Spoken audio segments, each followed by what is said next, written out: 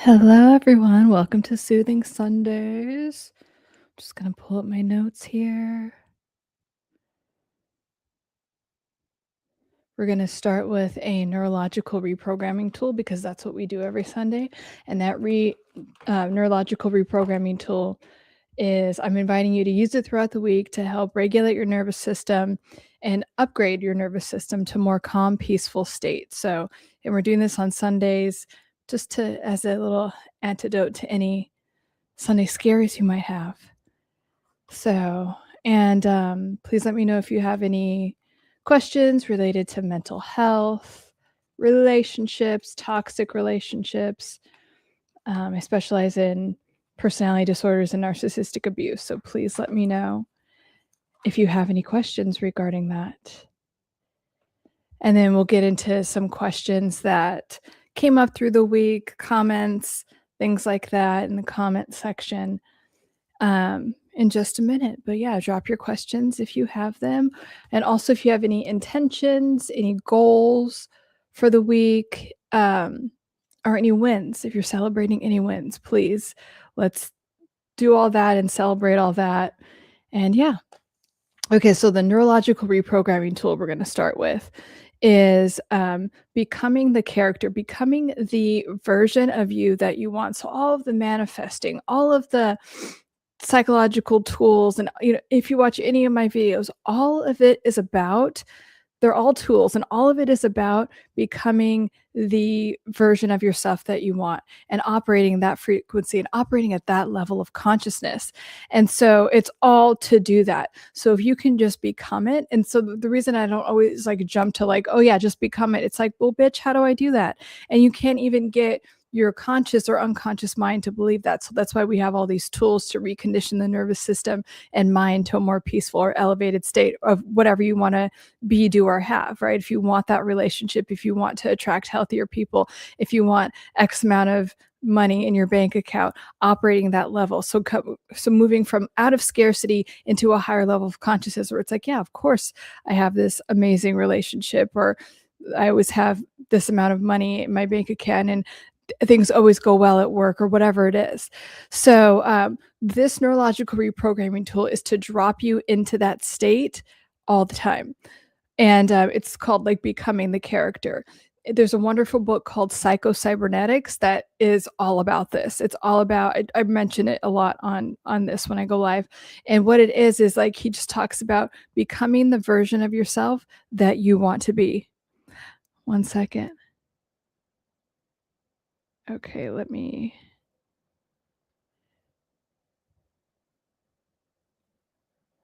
get rid of that. So yeah, this is to help you become the version of yourself that you want to be, like that. So keep doing all the tools that you have been doing, but this is going to help you embody that right away. So, and this is called becoming the character. It's part of what is in Psycho-Cybernetics, of just shifting into that identity and that level of consciousness, so you start attracting what you want immediately. So what you're going to do is list all the characteristics of whatever it is you want to be, do, or have. Well, what does that person look like on a regular basis? How do they spend their mornings? What kind of relationships do they have? What's their relationship with money and health and food and everything? So it's going to help if you write all those down. If you have, great. So start to visualize what that looks like. Just drop into it like that's your reality right now. How would you be? So let's say you have some worried thought come up. Okay, if you were that character, if you were that version of yourself that you're creating and moving towards, what would that look like? Just drop into it. So you're shifting, you're starting to give less energy to the worry, the fear that's always been playing in the back, whatever. I don't care if it's been decades of this pattern that you've had. Can you shift to this new version of yourself that doesn't have that issue or whatever it is? So how are they feeling about Monday? How are they feeling about their relationships? How are they feeling about their health and money? How are they feeling and what are they thinking about? Really drop into that. And if you want to, close your eyes, but really feel into that. What does that look like? Hello from Australia, bomb blast. And then what does it feel like? And really start to embody that identity. And then after a while, after you start to embody that identity, you have your eyes closed. Make sure you're breathing deeply when you do this because that lowers your cortisol levels and gets you into that theta state more where you can take on this new character that you have. And so from there, what type of experiences does this person have on a regular basis?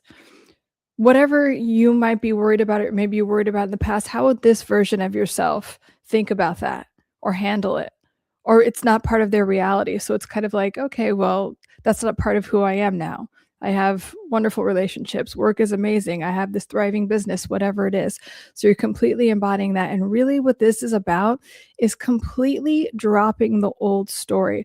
I don't care what pervasive pattern you've had in any area of your life. I don't, even if it's going on right now, if you can decide right now, just to spend like for 3 days, if you could just drop the old story and just not give energy to that pattern, whatever you literally give energy to, you will create more of in your life. So if there is something that you don't want, even if it's showing up right now, again, for the 100th time, can you decide to drop it? Just say, I'm dropping this old story and I'm giving this new version of myself and this identity all of my energy and all of my belief. Even if it's just for 3 days, just try it for a little bit, just to humor yourself, because why not? Because you've tried everything else. Okay. So if you can do that, and in different practices, they call this different things, that this is mentioned in the Bible, whatever you believe in, it's like if you can give this energy and believe that this is your new circumstance, it will become your new circumstance. That is how thoughts work. Thoughts are energy. It's and your mind is literally that powerful. That is a lot of what I teach you guys and what this channel is about, to show you how powerful your mind is to create anything you want and make you guys aware of literally scientific evidence that's out there that sometimes they try to suppress, that allows you to, or that shows people how powerful their mind is to create health in your body or not, or to create wealth or relationships, whatever it is that you want. So I want you to embody this whole identity. Literally, the past, we know that the past doesn't exist anymore unless you keep it alive. That's the only way the past can continue to exist. And we unconsciously do this by repeating old patterns, or thinking about this thing, or having obsessive thoughts about it. And that's okay. Your brain, just on a purely neurological level, your brain is addicted to those, whatever that might be, the cortisol, the dopamine, or whatever. So if you can drop that old thing, and that's why when you add feeling to whatever you're visualizing about your new identity, you can create new neural pathways. And then your brain gets kind of used to that pattern, or even addicted in a good way to this, oh yeah, it's okay, I can thrive in a state of peace. So thriving doesn't have to be this chaotic thing. I don't always have to be surviving. I could be in a thriving state, and thriving can be normal. Peaceful can be normal. I can actually have everything I want, and I could get whatever amount, let's say it's amount of money, with working less. I don't have to be in this state of struggle all the time. So we want to shift our identity and shift the thoughts and the things that we're giving energy to. And so the old patterns will just slip away, because you're thinking, you're literally creating new feedback loops around your health, around relationships, whatever it is. So if you can have those neurofeedback loops, when I've helped people with weight loss, I highly suggest, I never make anyone do anything, but I'm like, you get to tell, I want you to say, I have a fast metabolism. I go to bed early. I don't do all of these things, because you have to create a new identity around someone that is healthy. So why would you say mean things about yourself? Oh, it's hard for me to do this. I've always been blah, blah, blah. It's in the past. Literally at any moment in your life, every time you take a breath, you can become a new version of yourself. Every time you take a breath, it's a new beginning. And I really want you to enable that and know that that can be your truth. And to go to the questions real quick. Let's see. Good Lord. Thank you.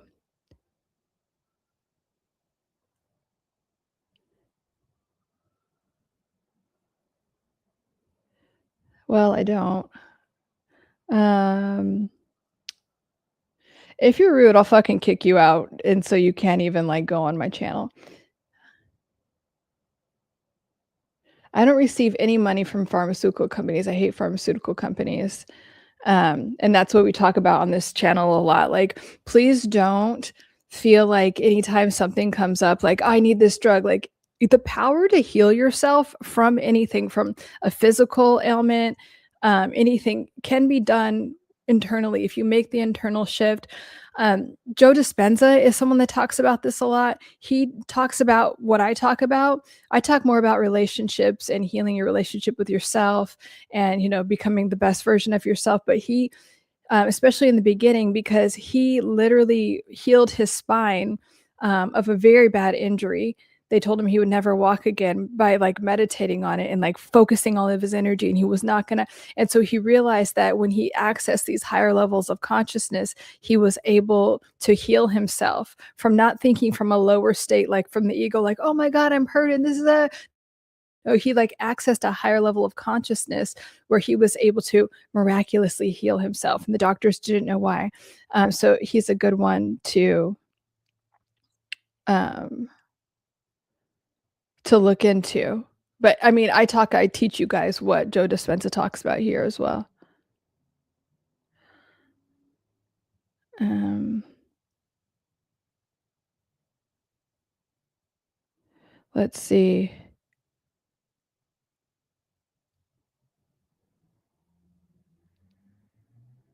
Is it easier to form bad habits or good habits? It's the same. They're habits. Um, so it can be, and here's the other thing, it could be as easy as you want it to be, right?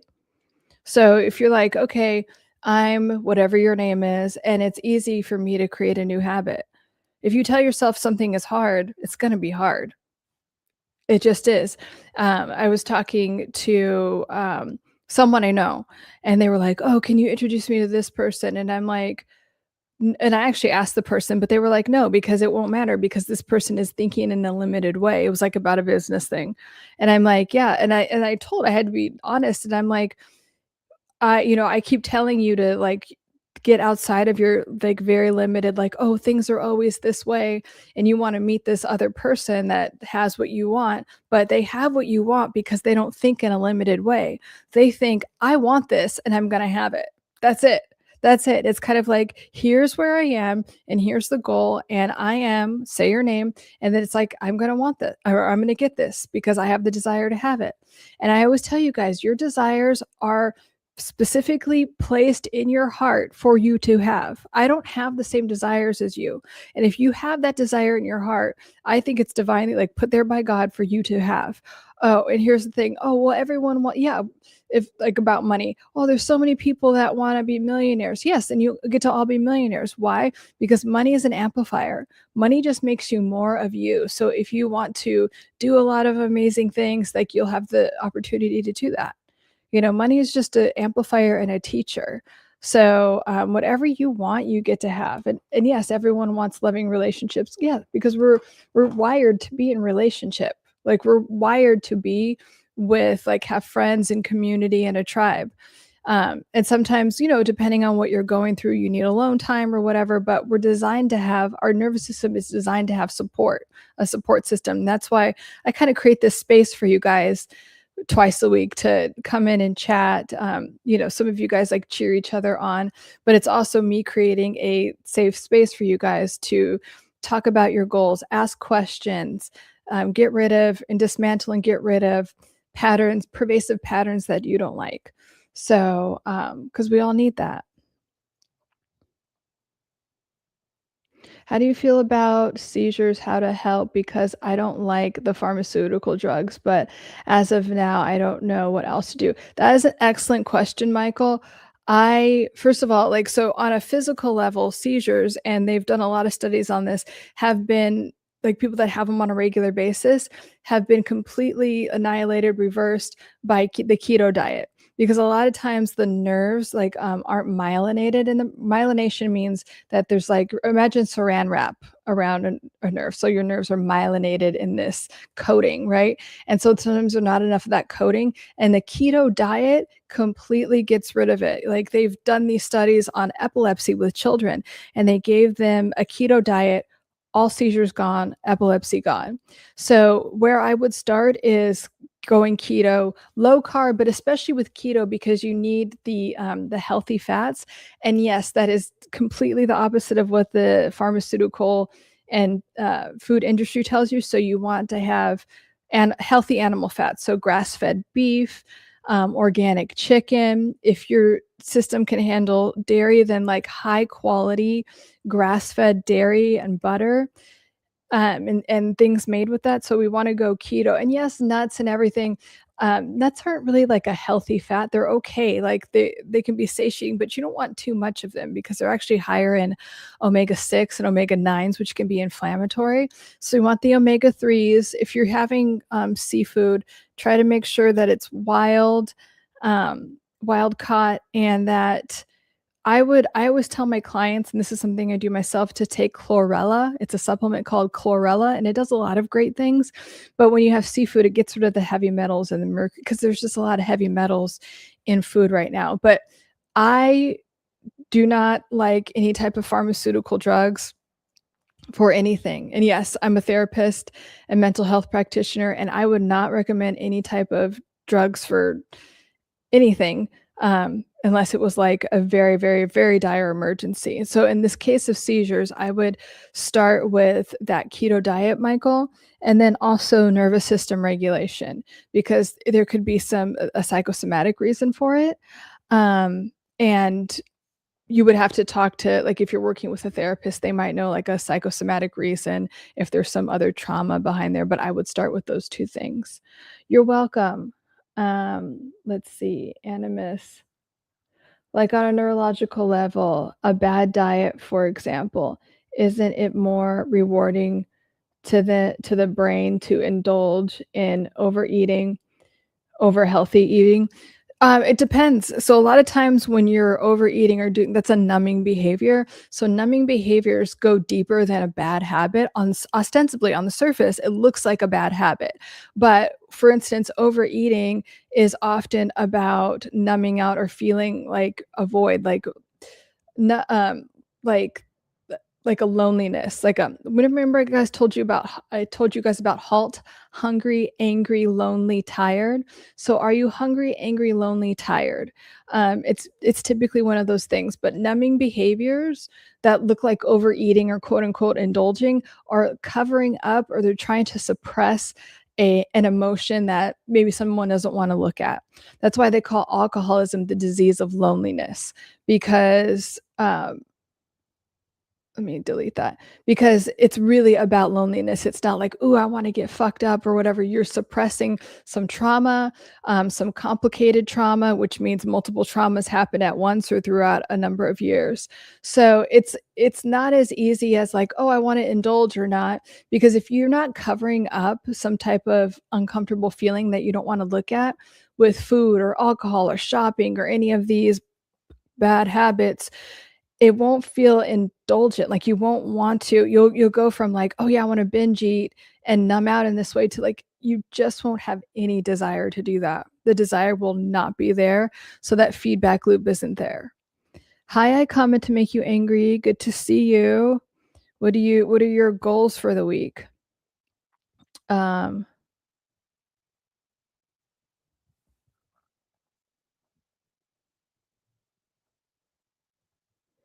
so let me know if you have any questions related to, um, mental health. Yes, you or anyone, I comment to make you angry. Any wins for the week? What are your intentions? Like, are intentions meaning like goals or anything? It's kind of like, I want to have this new habit. Because sometimes saying it out loud and just really putting it out there, like, and it could be like, I want to go to bed 15 minutes earlier. I want to wake up 15 minutes earlier. I want to start this project. What is it? What is it for you? It's just good to have good momentum towards something, right? Because whatever we give energy to, we get more of. And that's also part of what Soothing Sundays are about. Oops, is doing that, is creating new and good intentions for the week.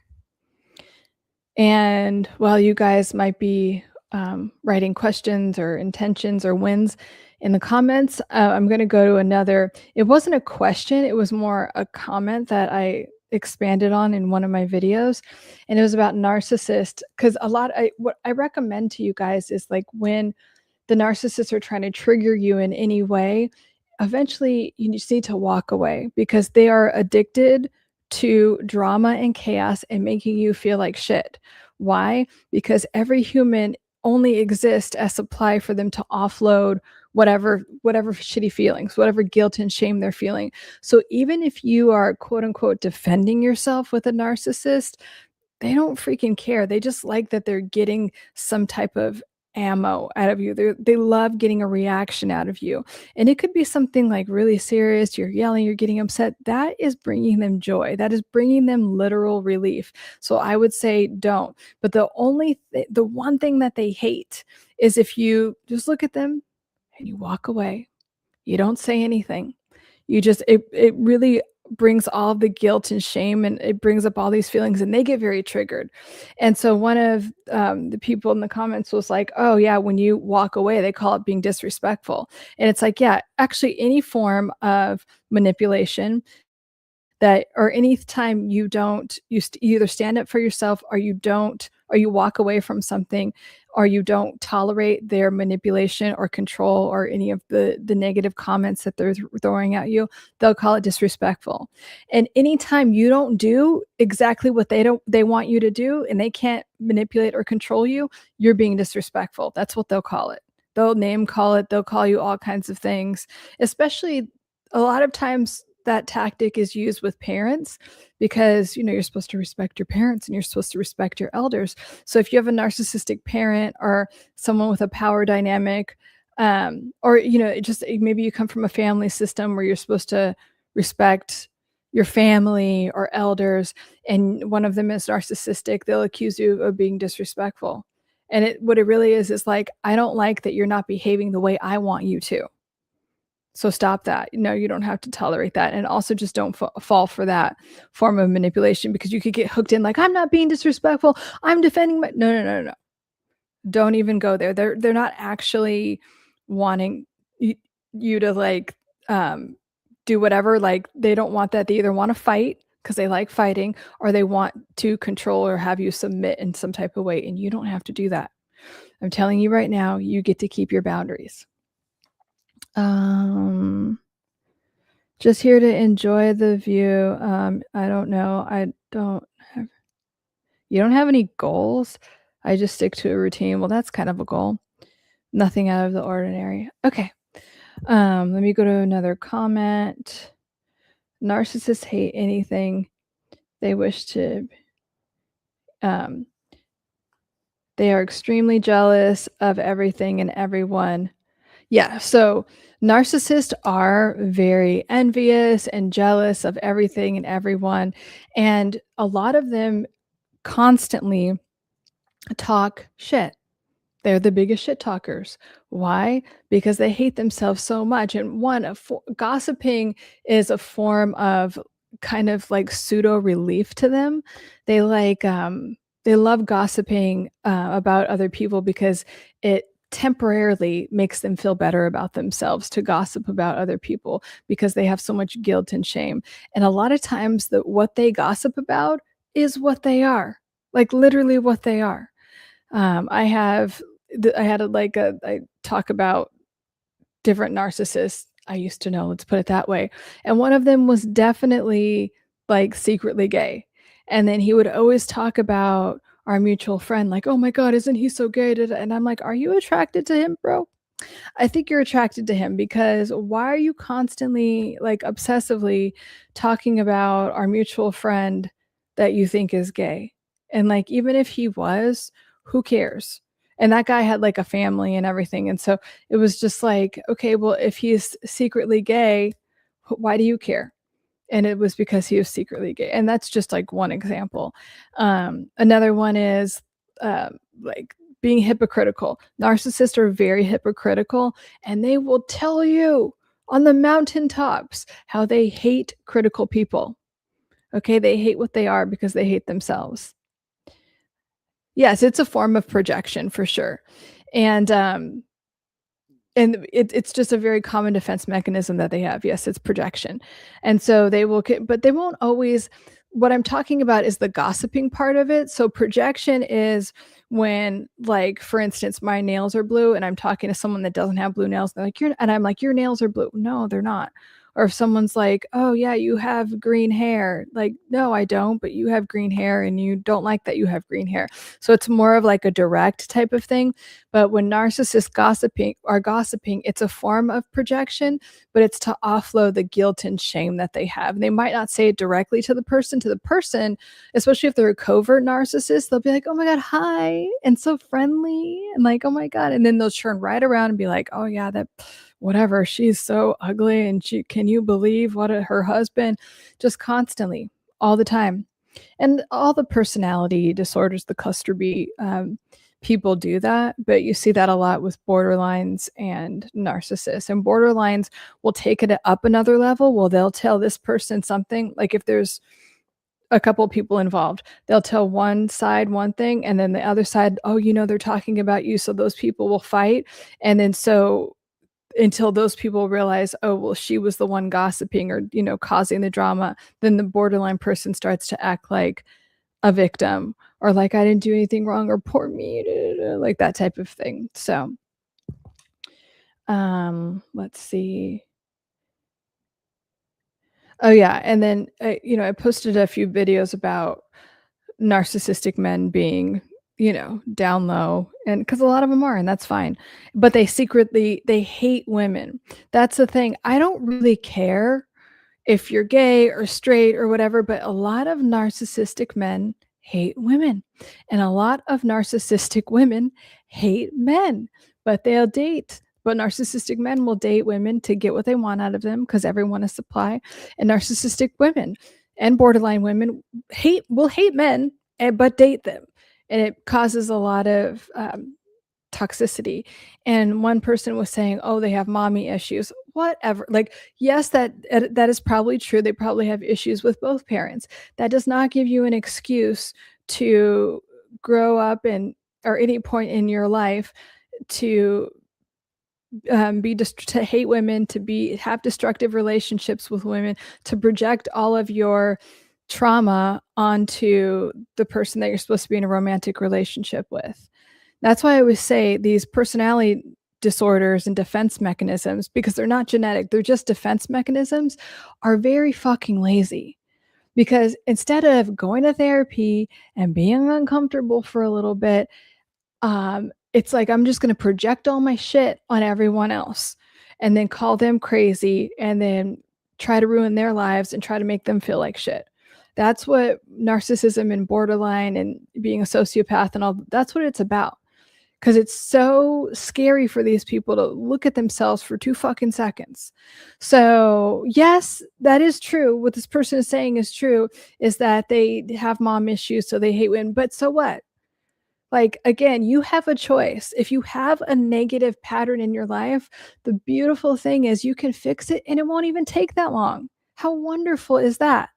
How freeing is that to know that you have that much power over your life and your mind?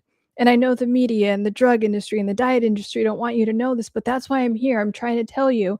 And a lot of my content is about, like, you are so powerful and you have the ability to empower yourselves more than most people know, at least originally, right? Until you start digging into this content and understanding how the brain works.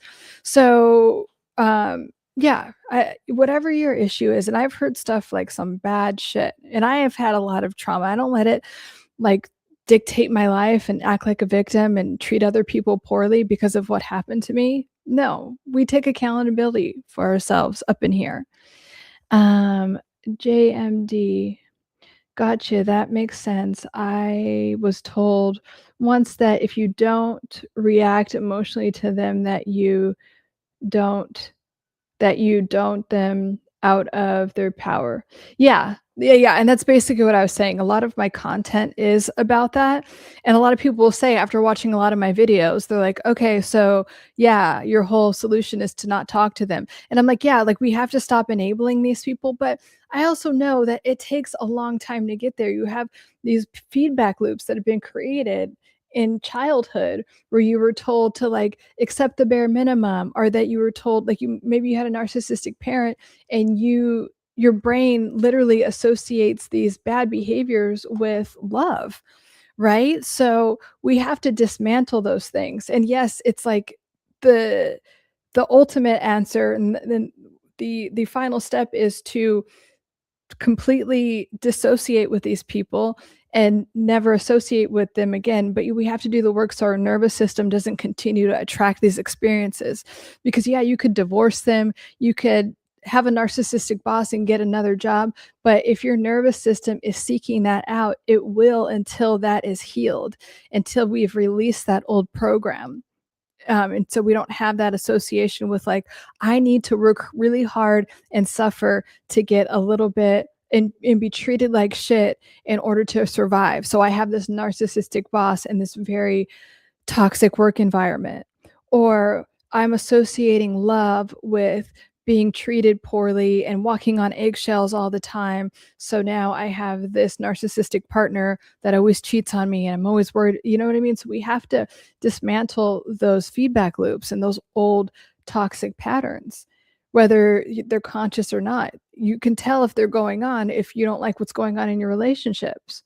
There's something to improve there, and that's okay. That's okay to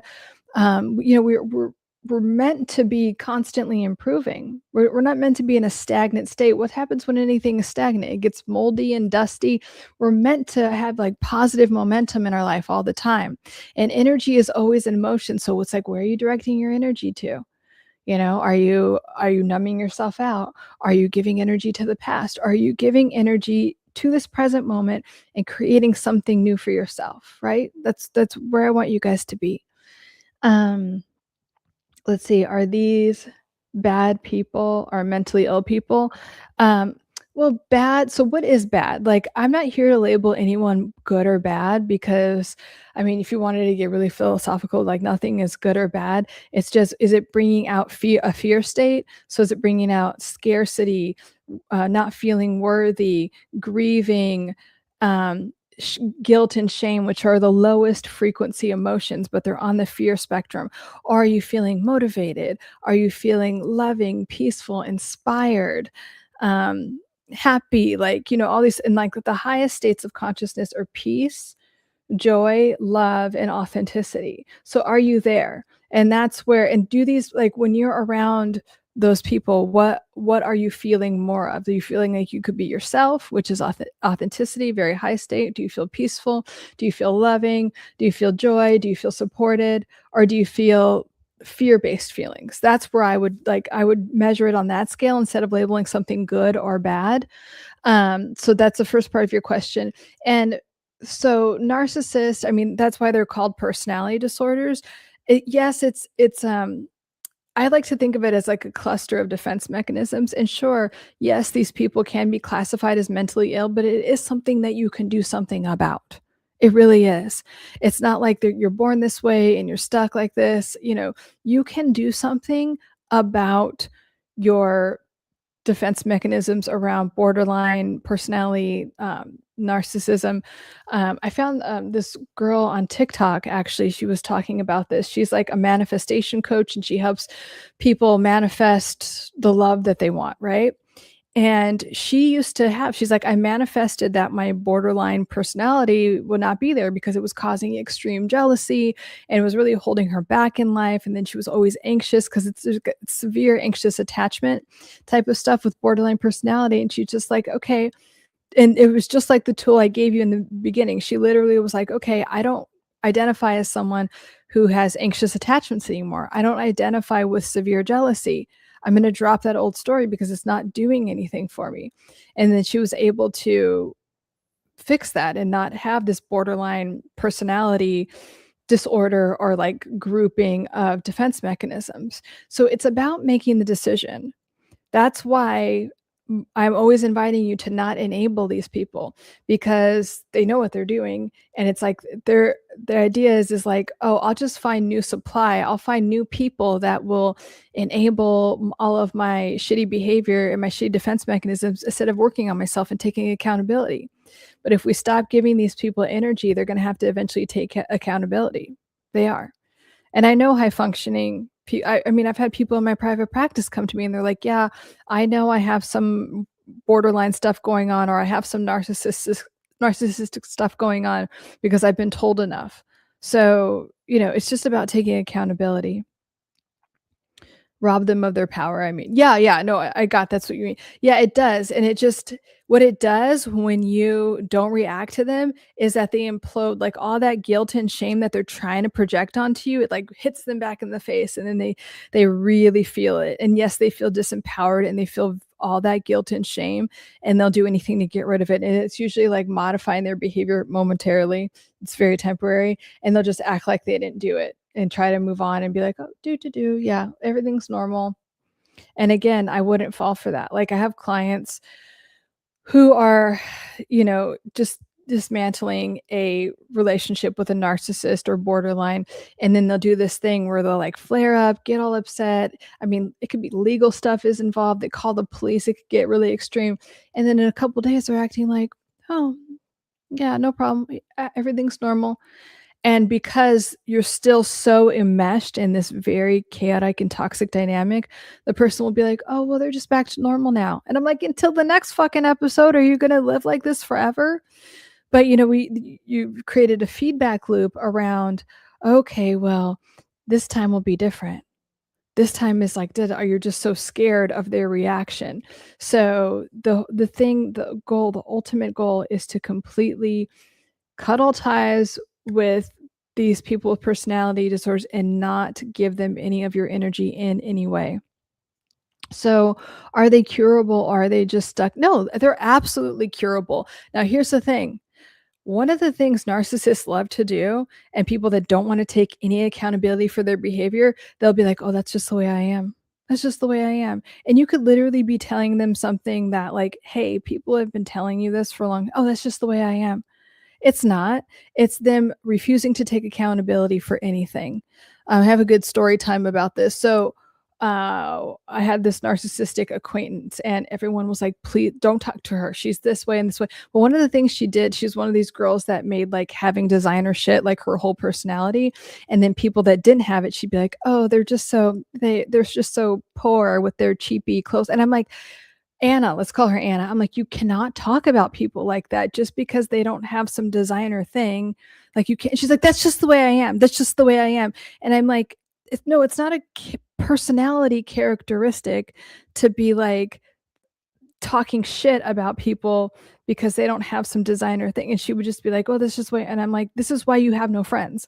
This is why everyone hates you. And I'm trying to help you out." Like, and she would just be like, "That's just the way I am."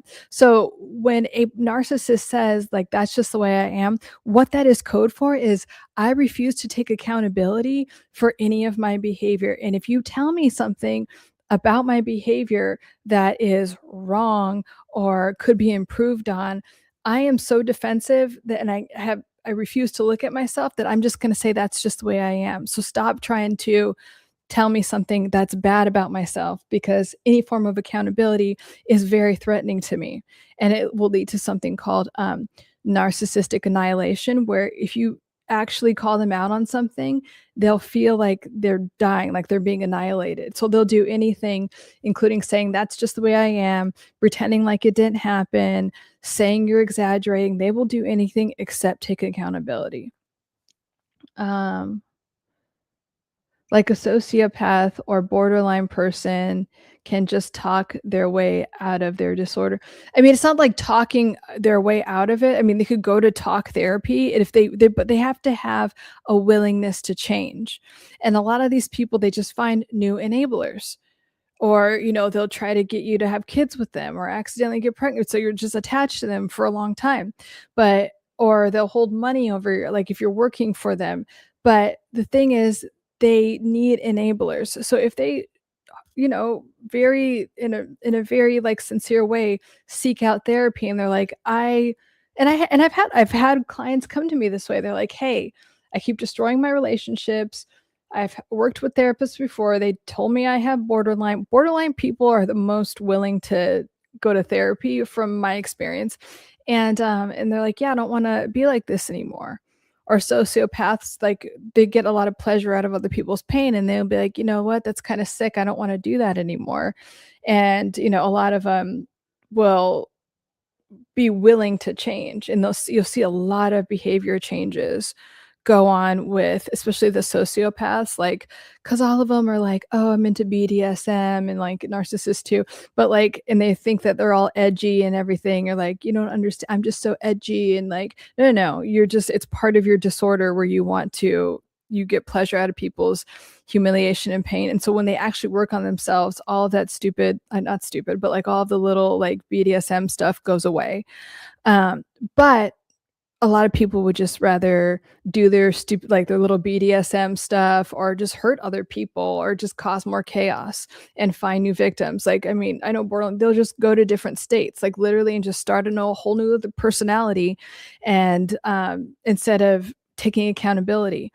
And then they'll, circle back around and to maybe, like, whatever their hometown, and, like, "Oh, everyone still hates you here because everyone remembers who you really are," you know? So, but yeah, they have to want to change. Like anything in life, you have to want to change. You have to be able to believe that you can have that change, whatever it is. You can have the health you want, the wealth, the career, the relationships, whatever you want in life, you can have. And I'll say it again, what your desires are divinely placed in your heart for you to have. They're meant for you to have. That's God, universe, whatever you want to call it, telling you, hey, babe, this is for you. Like, open your mind and just and it doesn't have to be all this hard work and suffering. You can just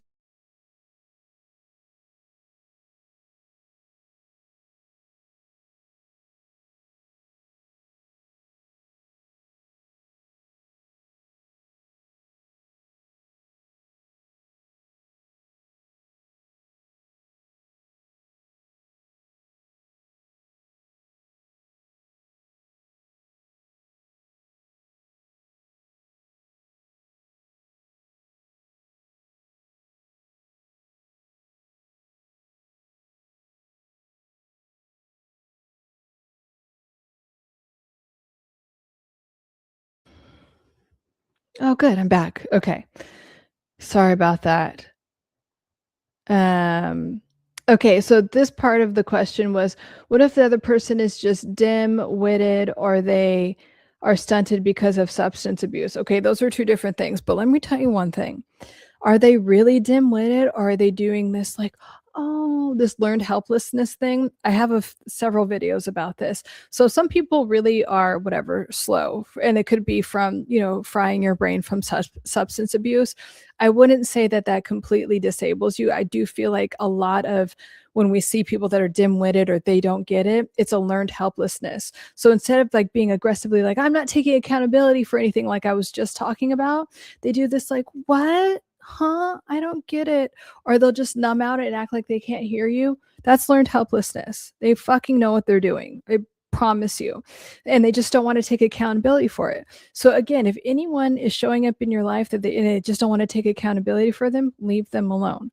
And if it is substance abuse, like you can, again, actually, the keto diet is another good thing that can help repair brain injuries. There's a lot of things like the brain is amazing and can really heal itself from a lot of things. So again, not an excuse. You have to want to be better. I know people that have had brain damage from car accidents, drug abuse, and they're like, you know what? That was the wake up call. I am taking accountability and taking hold of my life, and I'm going to get the health back and all the things. It is about accountability and willingness. So when I hear this, animus, it sounds like you're dealing with someone that doesn't really want to take accountability. It feels like the people are genuinely incapable of real. I don't think so. Unless you like were born with some like developmental, and even people that are, have developmental delays, like have the ability to have insight. So I do think it's more of they don't want to.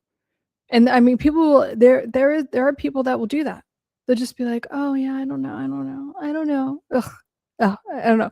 I don't know why like that type. Like it's just I guess it upsets me because some people fall for it, and so they get enabled. Whereas like a narcissist is like, no, I don't want to take any accountability. So it's very clear to see that, and it's like, okay, I don't want to deal with people that don't want to take accountability.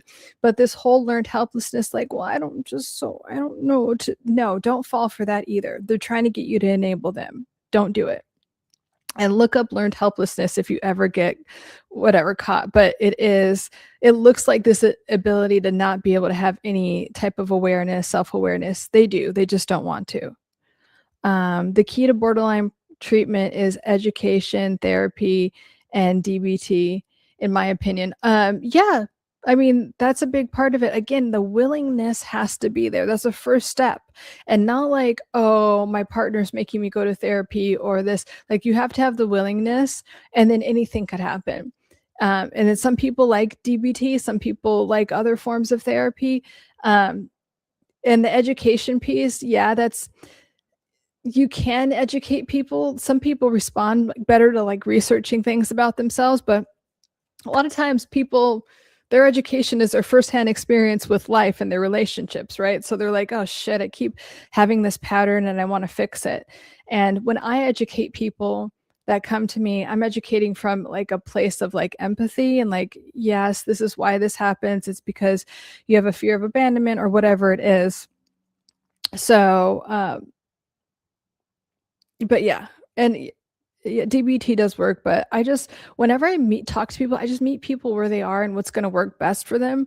That's why, like, I always tell you guys, like, in my opinion, when you work with a coach or a therapist, ask them what they specialize in. Ask them, because some people and therapists and psychologists, they have like one modality. Okay, well, then you could go. Am I still frozen, by the way? Um, you can teach from that one modality, and then you'll probably only want to be with that therapist or coach for like 3 months because that modality is done. So I think it's better. Like, I have clients that I've had for years and decades because I have a big tool about it. I'm always educating myself. I actually teach a lot of people that have PhDs how to be better therapists and coach, because a lot of people with PhDs, they're just kind of sitting, because a lot of like regular consumers assume that someone is better at what they do because they have a PhD, and that's not true. And so they just kind of hang out on their laurels and overcharge you. And then they're like, oh yeah, all my clients left because I suck at what I do and they need help.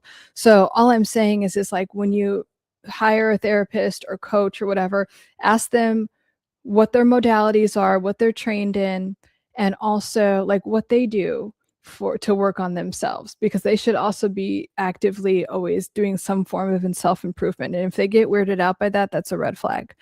It would be like you asking a trainer, like, oh, what do you do to stay in shape? And then being like, oh, why do you want to know? Like, because they're about to hire the trainer to help you with something. So I would always recommend feeling free to ask someone to help you in those ways. And I have to tell you, like, some of the best coaches I have are more, and this is just my trajectory, right? It's beyond the logical stuff. They're more like they're like energy workers. They're more like spiritual. And that's just where I am in my journey right now. It's like, I know all the logical stuff. I know, like, so, and even when I talk to you guys, I'm teaching you the psychology and the neuroscience, but also because everything is energy, to actually like shift so you could create these neurofeedback loops so much faster. Let's see, let me go up. Totally agree. Until I did it myself, all treatment was yeah. Yeah, you have to want to. Let me see. Oops. I had a brain injury and near-death experience. Brain damage can really mess you up. Brain damage can mess you up, and then it could also be the most amazing, like, pivotal thing that ever happened to you in a good way. It could really shift you out of, I've just seen this with so many clients. It could shift you into a state of like, okay, yeah, I can't operate from my normal level of conscious. I got to do something. I've got to, it could just help you have so much more respect for your physicality and your health. And then I've also heard they've done a lot of studies, which I find fascinating, of people that have brain damage and then they become like some aficionado at something, like they can play the piano, or they can, like, something in their brain gets rewired. Or if they have a near-death experience and then they understand like quantum physics on a different level. They understand like what this whole thing is about on another level. So brain damage and near-death experiences can be so powerful to like skyrocket you into another level of like existence. But it depends on, you know, everything is about the meaning we give things. So what meaning did you give that? Did you give it like, okay, well, now I'm a victim, or now like I'm incapacitated, or did you give it like, this is the start of the rest of my life? You know, everything, you're giving everything in your life meaning. So it's like, what meaning did you give to that? Or literally anything in your life. You know, you spill water on yourself. Oh, fuck, blah, blah. Or it's like, okay, moving on. You know, think about it. Think about every little thing, especially things that you're triggered by. What meaning are you giving them? And does that have to be true? Can something else be true? I comment to make you angry. They say I have BPD, borderline personality disorder. I say a couple counselor, and I say a couple counselor in high school. When I was in college, I had to do tests from the computer for left brain or right brain. I don't know what you're talking about. Colton, when I died, I went to a place that looked kind of like Kindernoff. What is that? But better. And some other places floated above my body, stuff like that. Yeah, that's really common. Yeah. And so, like, when you have a near-death experience like that, or you go to these other dimensions that are talked about in quantum physics, like if everything's happening at once, like there are these other dimensions, other levels of existence, and what's going on there, like what were you being shown? If you're really an avid meditator, you can go into these states or different places. I certainly have. I've ever had a true near-death experience, maybe kind of one, like when I had like really bad food poisoning. I thought I was going to die, and I had something similar happen. But in these really high meditative states, I've seen things like that. So what did you learn from that? What is that showing you? And when you're floating above your body, like what did you learn from that? Animus, audio is good. The video resolution tanked. Oh God, you don't understand. Okay, if you guys are new here, this has been going on forever. The internet people came out once again on Friday, and they're like, okay, it's going to be all resolved now.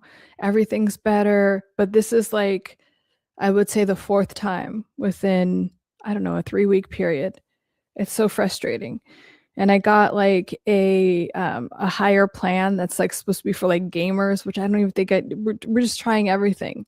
But there's like no reason. He positioned like the box like where anyway.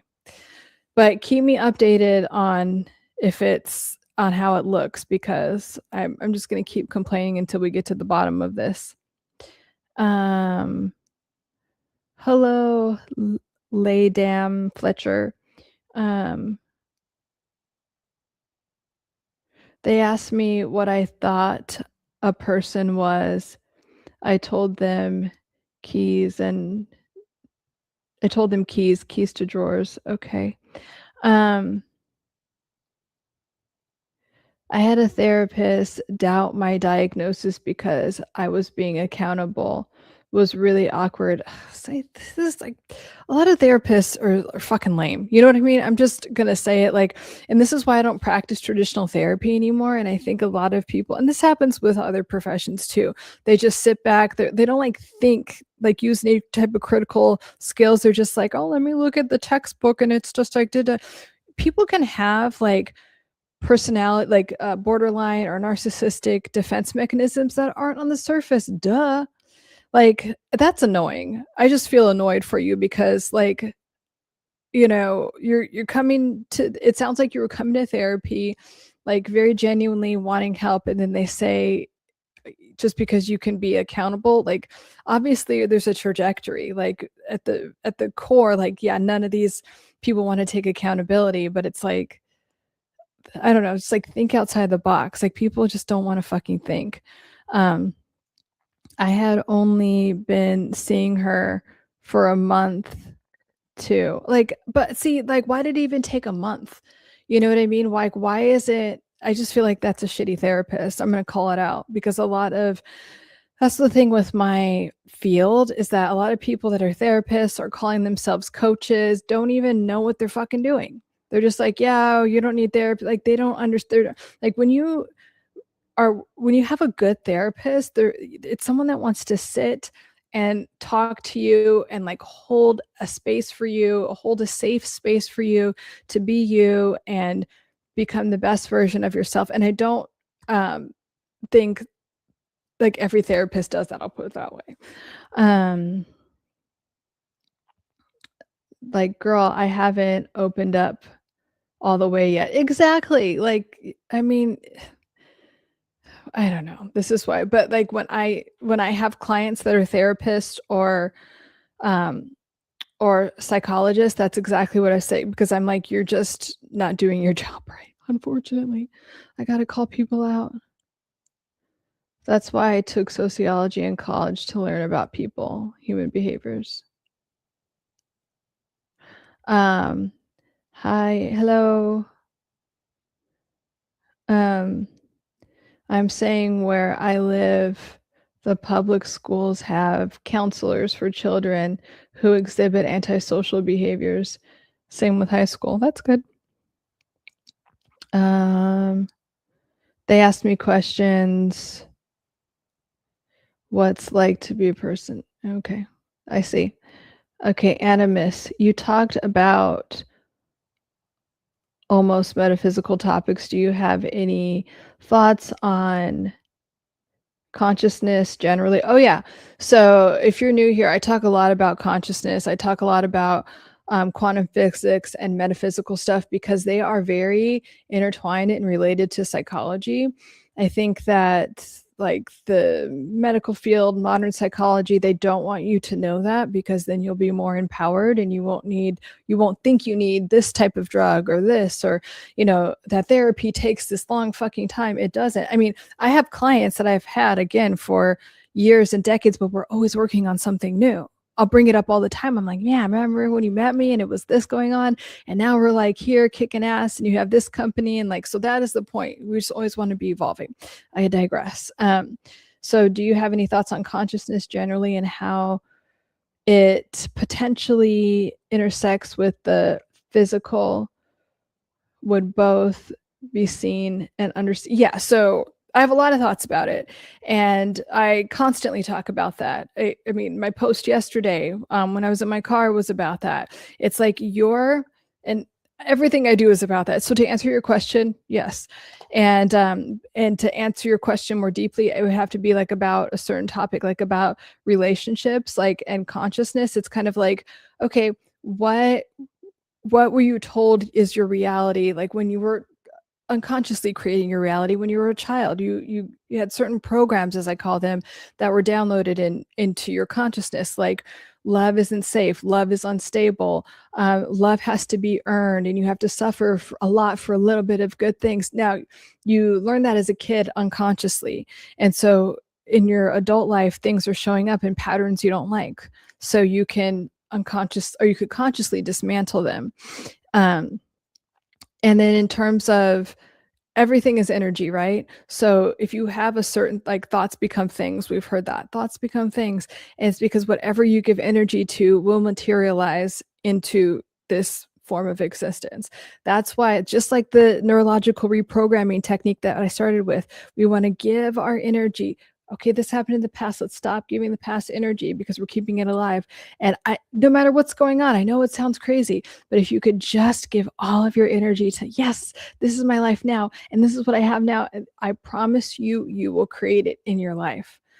And that's why I'm like holding this space for you guys right now. That's why you're hearing this right now. Whatever you want, you must give energy to it. And if you can feel into it and give it, when you feel into things, you create new feedback loops. When you feel into things, you're giving your nervous system a cue that, like, oh, this is what's going on right now. This is the new reality. So like, yes, it starts with, like, if you could do the affirmations. I have some videos where I'm just doing affirmations with you.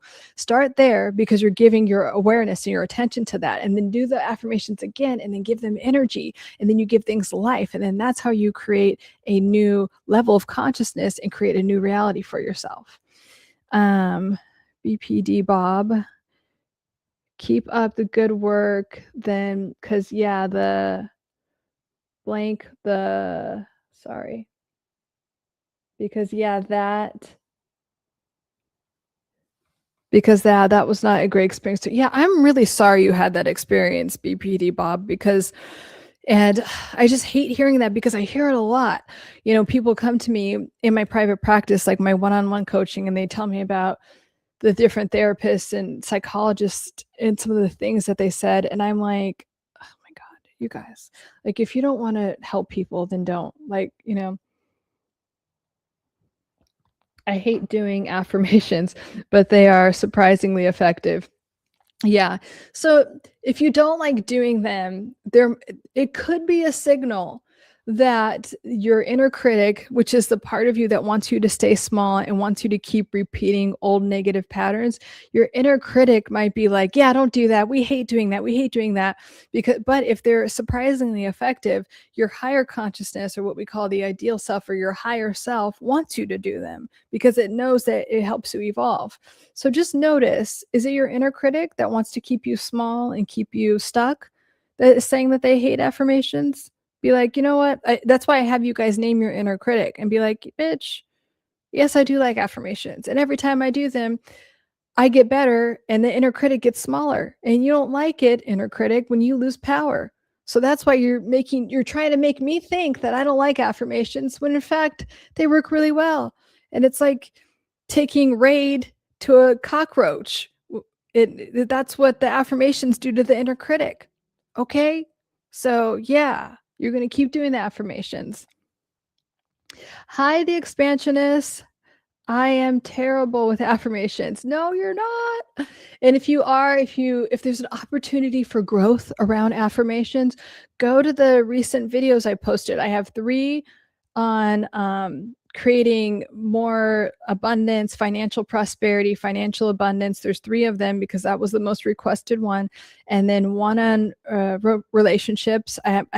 I'm going to do more on relationships, and I have upcoming that I haven't posted yet on confidence. But like, if you just repeat them, and the ones that I just say them to you, like, you are this, you're financially prosperous, blah, blah. And then the second round, I use it in the first person, and you say, I am financially prosperous. Money comes easily to me. And then I have you repeat it. So you're doing both sides of it. So you're creating the new feedback loop on both sides of them. And then I'm gonna do like a video that's like an hour long, so it's just on a loop, so you could listen to it. So if you don't like doing affirmations, you could just listen to them, so it's still getting in your conscious and subconscious mind.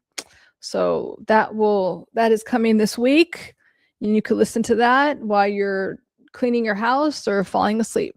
So there's no excuse to not have your brain reprogrammed in this way.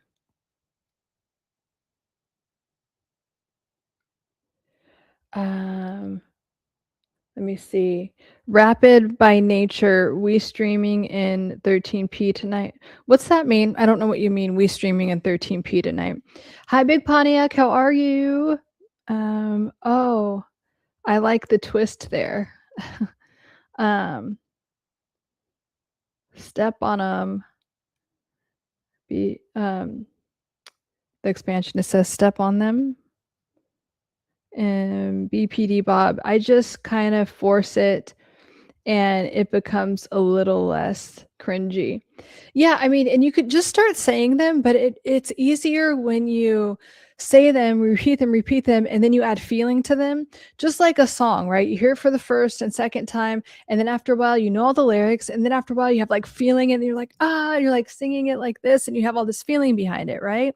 And it could be a song about something that you don't even like, I don't know, like fuck that hoe or whatever, you know what I mean? And you're just like, yeah. So if you could do that about something that you actually want to create in your life, like, I am financially prosperous, I'm a multimillionaire. And it could start with, I'm a multimillionaire. And it's like, I'm a multimillionaire. And it just feels so good and peaceful.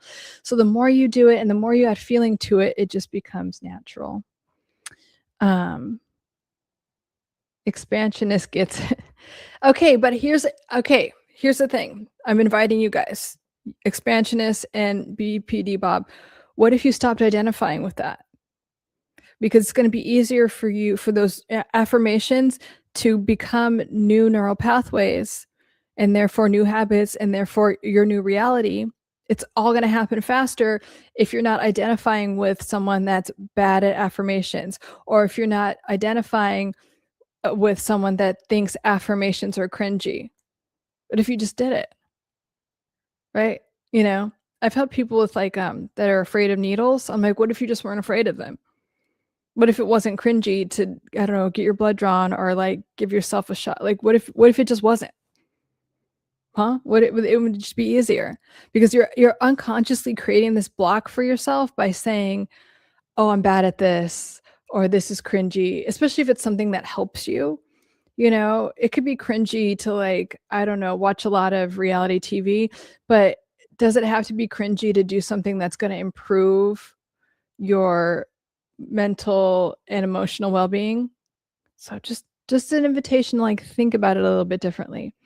Animus, it sounds like affirmations are used as a way of connecting yourself with the energy flow state you need to tap into get stuff done. Yeah, you can use affirmations for anything. Really, you're just flooding and brainwashing yourself to focus on the outcome that you want. It's just another way to focus on an outcome that you want, to create the outcome that you want, and to become that version of yourself that has that thing. Because for a long time, you've been on autopilot. Maybe you've been told, it's really hard to get this. You don't deserve this. You can't have this. And so what you're doing is, in a very concentrated, short amount of time, you're creating these new neural pathways where you're like, oh yeah, I am that person that has this. It's easy for me. Financial stability is my new norm. Relationships that are loving and peaceful and safe are normal to me. I always have those. Whatever. My health is amazing. I have a fast metabolism. That is one thing I'm like, I said it earlier here, when I deal with people that are dealing with any type of weight related issue, I'm like, the only thing you get to tell yourself from now on is that your metabolism is fast. Your metabolism is fast. You have clear skin. And a lot of them were like, I don't know what voodoo that was, but I'm like, it's not, it's science. You could go look it up. Like, when you tell yourself something, you are constantly talking to your cells in your body. You've had butterflies in your stomach before. Your brain interpreted something and then you felt it in your stomach. You've gotten chills before. Like, your brain, your cells, all the cells in your body are constantly listening to you. You can train your nervous system to have whatever you want in this life. I promise you that. The 13p comment is a shot at the resolution. I could try changing it. Like, the streaming platform that I use, it's at 720p, and I was going to do 1080, but I'm like, will that make it harder? More difficult? But I've always streamed on 720p and I haven't had any issues until recently. And I've been trying everything up in here. So I'm not sure what to do. Animus, he means the resolution is still bad, seems to be. Yeah. I don't know what to do, guys. I've been trying everything. I thought it was an internet issue, so I have my internet directly plugged into my computer, and it wasn't like this before. That's the only thing. Let me see what happens if I unplug it from my computer. Let's see if it'll get any better, because before I wouldn't do that. I'm gonna figure it out, guys. I will not give up. Dang, hitting me with the reframing. Yes, we got to reframe it. It's kind of like when I deal with people who are wanting to get a lot of things on track and I'm helping them with accountability and create new feedback loops, they will tell me, they will argue for their limitations so freaking hard. They'll be like, oh my gosh, it's just like, I don't have the kind of time to go to the gym, and I don't have the time to, and I'm like, yes, you do. I know you do. You certainly do. You have time to do this, that, and the other. And I know people that have like fucking 5 kids and they still go to the gym. So come on, I know you can. It's just like, we just need to reframe it, right? About anything. We all have opportunities for growth to reframe things, because we're thinking about things from a past identity that's just holding us back. And our inner critic wanting us to believe that we're limited in some type of way that we're not. I promise you, you are so limitless, more than you know. and I create this stuff to help you guys understand that. Let me know if the quality got any better now that I unplugged this. I'm scared. Hi, Big Pontiac. I look at my daily path. I look at the signs that build each day. Then I create a goal, then make it happen. I freaking love that, Big Pontiac. Yeah, that's what I'm talking about. Love it. James says, hi, Lauren. Blessed to be here in the live stream. Love you. Oh, blessed to have you in the live stream. How are you doing? How was your week? Do you have any wins to celebrate? And do you have any intentions for the week that you want to focus on? The Alchemist of the Mountain, psychologist, BPD Bob, I'm worried about it. I can still hear you just fine. So the audio's fine. So annoying. That I'm about my internet, not you guys. Sorry. Our word, real life though. Let me see. BPD Bob, I didn't see any change in the quality unplugged. Okay, well, I'll plug it back in because it doesn't seem to matter. I wonder what it is. Sorry about this, guys. Well, I'm glad the audio was there at least, so you could at least hear me. But it's very annoying that it's choppy. I don't know why. But I could try streaming at 1080p next time, but I'm worried that might make it even more choppy. That is my concern. Nothing to apologize for, technical difficulties. Yes, you're right. Nothing to apologize for, but it's been happening for a while. That's why it's annoying to me. And I just want to create the best experiences for you guys. Like when I'm here, like, again, like I take it seriously. Like I want to create like a little happy, safe container for you that includes like, you know, quality visual or Ethernet. Yeah, I think this was what that is the Ethernet, like when it's plugged into the box. I don't know, you guys. But if you're not already, feel free to follow me here and on Instagram and TikTok. And if you have like a question that you want to ask me that maybe you didn't want to ask here and I could answer it later, and I won't say your name if you don't want me to say your name, I'll just talk about it as a topic. And typically during the week, I go live on Wednesdays at 6 p.m. Oh, Peter, I missed your comment. 6 p.m. Pacific. Hey, Lauren, how are you? I'm good. How are you, Peter? Been away for a couple of sessions. I like how you call it sessions. That's funny. Hectic at work and will be away next week as well. You know what? No matter what, Peter, we're here sending you good vibes and, you know, proud of you and hoping everything is going well. So always sending you lots of love. Thriving, James says, thriving, still working out. Yeah. Reading, oops. Reading, what does that say? Oh, reading my Bible. Working to a father, to one daughter, with two. I love that. Nice. Nice, James. Hey, J-Ro. Hey, J-Ro. Animus, totally random, but how tall are you? I looked at your website and you look tall. I'm not, I mean, I'm 5'7". So yeah, not sure what that's about, but I'm 5'7". Hi, J-Ro. So let's see, it's been about like an hour 15. So if you guys have any other questions, let me know. If you have any wins that you wanted to celebrate, let me know. I'll be back on Wednesdays. If I don't do Wednesdays, it's either Wednesday or Thursday, but right now I just want to stay at Wednesdays at 6 p.m. Pacific, 9 p.m. Eastern. And yeah.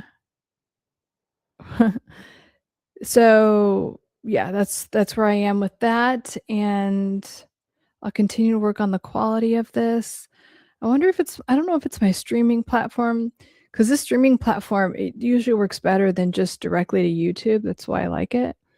Thanks a lot. Been going well when I feel self-contained and not running into traffic like a deer caught in headlights. Now I can pause and look both ways, like rewiring. Nice. I love that. Thank you for sharing your journey with us, Peter. Um, because like you have come a long way, and like your thing about like setting boundaries and like taking that pause, right? Because sometimes it's not about when we come from like these toxic relationships, it's like we're always like our nervous system is in this very high cortisol state and we're constantly reacting to things. And then the toxic person is like, look how you're reacting, you're ridiculous. And so it's this really bad cycle. So learning that pause, learning to breathe and have that pause, and then being like, oh, you know what? I can make a different choice. By the way, I can have boundaries. I don't have to say yes to everything. I don't have to say yes to everything, and I could say no to some things. And even if that person gets upset, that's okay. And if someone abandons me or punishes me for having a boundary, maybe they're not really my friend, or maybe they don't really care about me, or maybe I can let that relationship go. So I can let in people that actually care about me and let me have my experience and honor my boundaries. Finding the oasis was a win. Finding this oasis was a win. Oh, nice. Thanks, Bob. Well, yes, yeah, so I'm here twice a week. I think I'm gonna start going live on TikTok more. You know what? It'll be interesting to see if this issue happens on TikTok or if it's a YouTube thing. I'm gonna be bummed if it's a YouTube thing. And I'm gonna have to talk to a manager if it's a YouTube thing. Not that they'll listen. I don't know if they'll listen to me. Dang, I missed it. Yeah. On Sundays, for Soothing Sundays, we start at 5 p.m. Pacific time. That's 8 p.m. Eastern. But like it's still here. You can still always go back to the beginning and watch it. And like as soon as I'm done with this, even if it's like the most cringe thing I've said, or I feel like I didn't make any sense, or it's like blurry or whatever, I leave it up for you guys because you can still listen to it. A lot of people listen to YouTube like their podcast or whatever, like when they're driving. So I just leave it up there no matter what. And I encourage you guys to do that too. If you're uncomfortable, if you think it's cringy, do it anyway. Even if it's affirmations, whatever you think is cringy, do it anyway. It's going to help you be better in some way.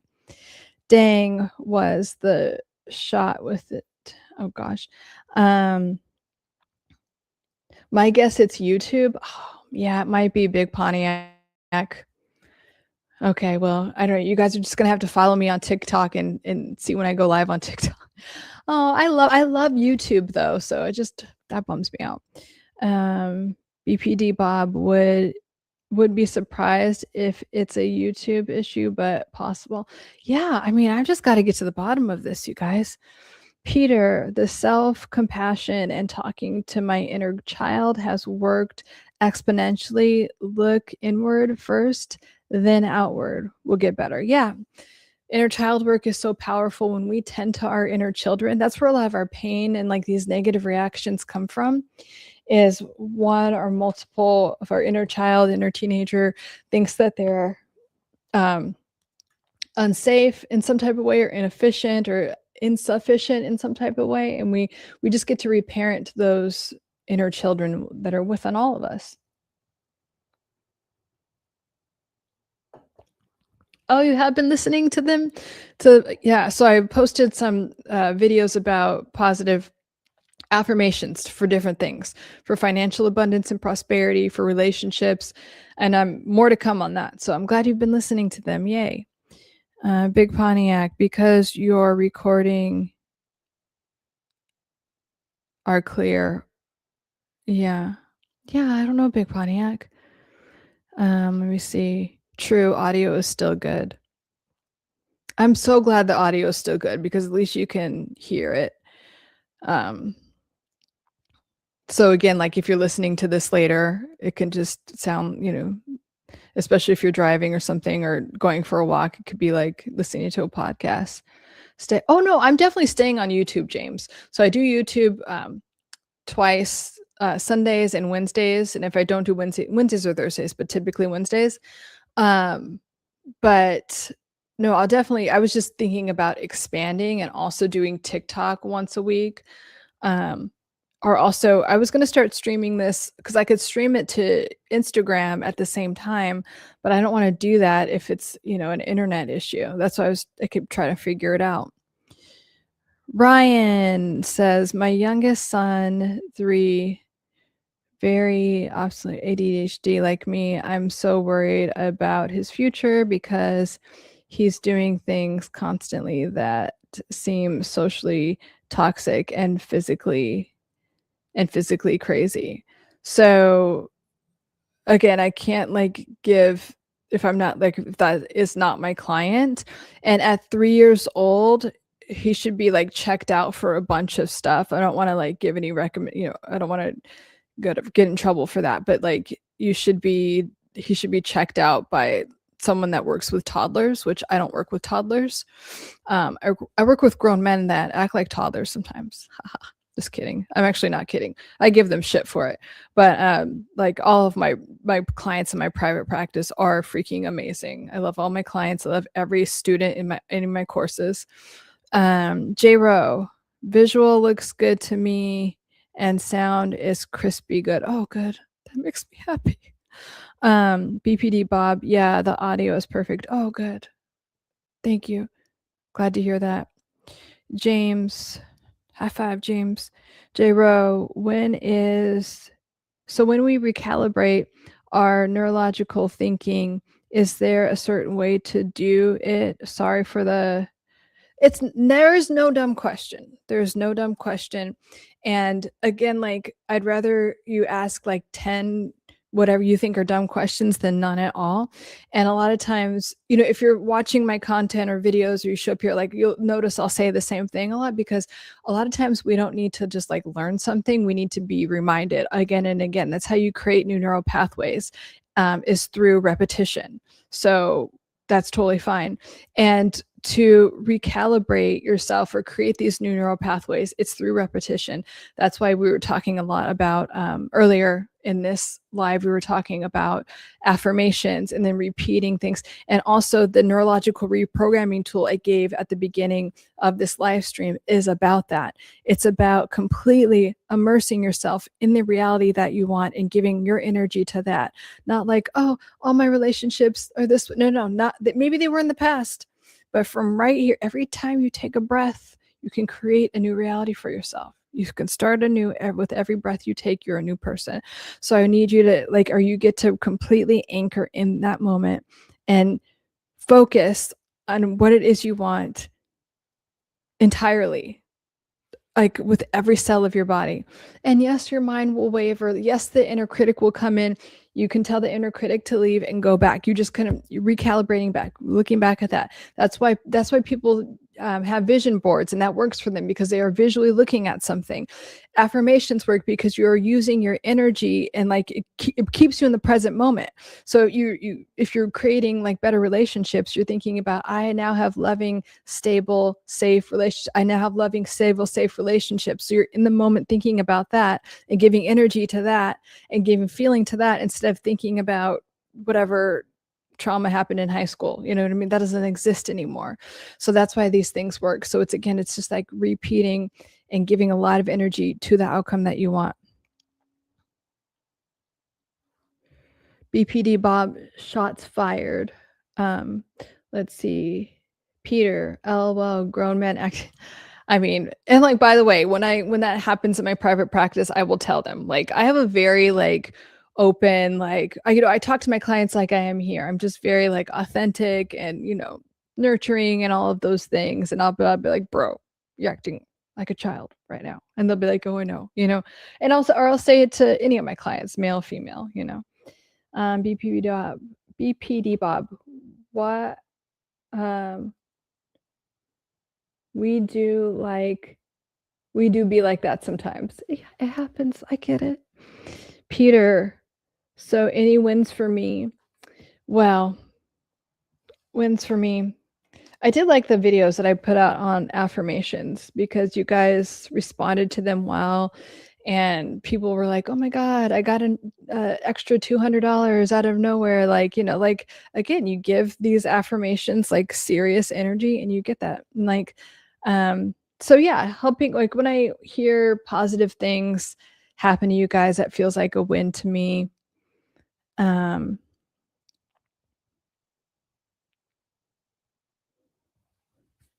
another win is that I'm creating an app for like all the things I talk about, all the neurological reprogramming tools, and it involves some like kind of like more metaphysical stuff too. I'm putting in an app and it's almost done, and I'm really excited about that because it's like, if you can't join the live streams or work with me one-on-one, you could just look at that app and reprogram your brain. Everything I do is to help you reprogram your brain and nervous system to like have whatever you want in life, literally. So that's another one. Peter, responsibility is now, the past is gone. Boom. Yeah, the past doesn't exist anymore unless you keep it alive. And you'd be like, okay, that thing that happened to me in 1970, like it's over, babe. And so we have to create the life that we want now. So I have been going to a very hot sauna place where I can just relax and close my eyes, to where I'm barely breathing, but it feels so good. And oh my gosh, you're inspiring me to do that, J-Ro. That does sound amazing and very relaxing. I'm happy for you. What an excellent form of self-care. I love that. And also, you guys, did you know that like saunas, or even if you're like in a hot tub where you're just sitting and sweating, that's called passive sweating. So it's different than active sweating. When you do passive sweating, you actually release more toxins. When you're walking, or especially if you're doing some kind of like high intensive cardio, that's great too. That helps detox other things, but you don't release as many toxins because the fight or flight part of your brain thinks that like something's bad's going to happen, so you don't detox. It's like, oh, I could be a bear could be chasing me, so it's like it's working on other pathways. So it is good to do passive sweating because you're releasing all of those toxins that don't always get to go out at other, they can be released like during sleep, like, or in the morning when you pee and stuff like that. But it's really good to do things like it's called passive sweating. So sauna, where you just red light therapy, that's what I was thinking of, like when you're in those red light saunas, things like that are really good for you and your nervous system. I love this. I know the sauna is so good. Guess there's a silver lining to being so hot today. Oh yeah, definitely. Reading has become a part of my meditation to me. Glad I discovered that passion. Oh, I love that. Yeah, reading is it's a good form of self-care, especially if you're reading about, ways to improve yourself mentally and emotionally. I like, if you want to read fiction, that's good too. But when we're reading to make ourselves better versions of ourselves, that's always a wonderful thing to do for yourself. That's why, I often give book recommendations for that reason. So you can do that. All right, guys, and I'm going to wrap up. It's been a wonderful 90 minutes with you all. And I will continue to work on my internet issue for you guys. But I'm glad the audio is clear, thank God. And I will talk to you guys soon. I'll see you Wednesday at 6 p.m. Pacific time. Good stream. Oh, yeah. Thanks of course, BPB. Like, good to see you. Good meeting you, BPD Bob. We're here twice a week. Thanks for you're welcome. What happened to your voice? My voice is amazing. What do you mean? Towards the end, it gets a little raspy sometimes. Right back at you, J-Ro. All right, guys, love you all, and I will see you Wednesday.